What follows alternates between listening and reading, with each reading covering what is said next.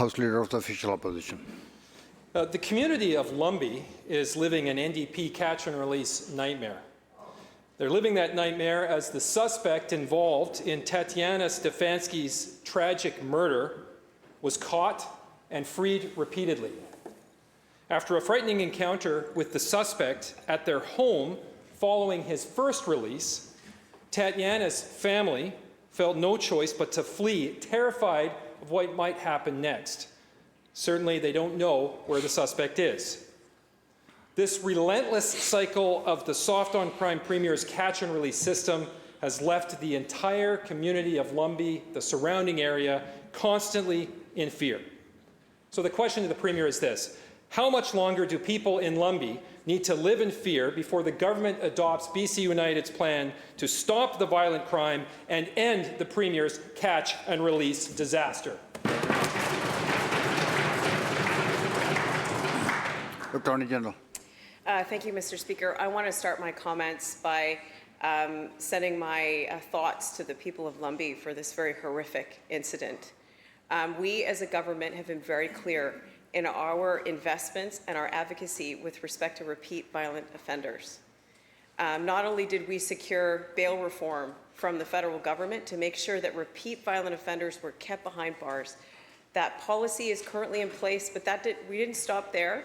We've invested in repeat violent offender hubs across this province, 12 across this province right now. And Mr. Speaker, I've been visiting these hubs, and I've been seeing what they've been working on. And I have some results to report so communities can see some of these investments and how they're improving our systems. There was a gentleman in Prince George that was causing a lot of problems for the community and was responsible for 100 calls a month. Member. Attorney General will continue. There was a gentleman in Prince George that was responsible for 100 calls a month in that community. Because of the Repeat Violent Offender Initiative in that hub, that person is now responsible for 0 and is properly monitored by the system. There are currently 400 repeat violent offenders in this system.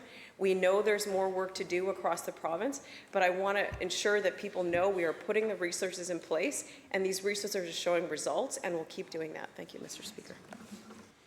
Opposition House Leader, supplemental.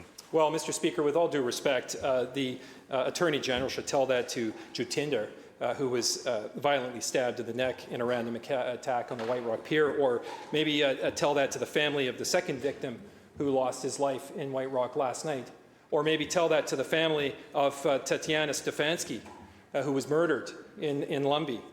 You know, it's a disgrace that this soft-on-crime Premier is failing to protect the people of Lumby and is failing to protect this family, which is scared for their lives. Jason Goudreau, Tatiana's boyfriend, says, and I quote, "The problem lies at a way higher level than the police. This is about the catch-and-release laws that need to be changed," end quote.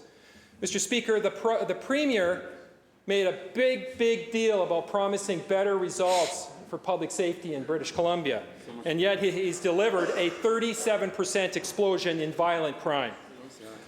When will this Premier adopt BC United's policies and stop putting the rights of criminals, violent criminals in particular, ahead of the rights of this family and British Columbians to feel safe in their homes and their communities?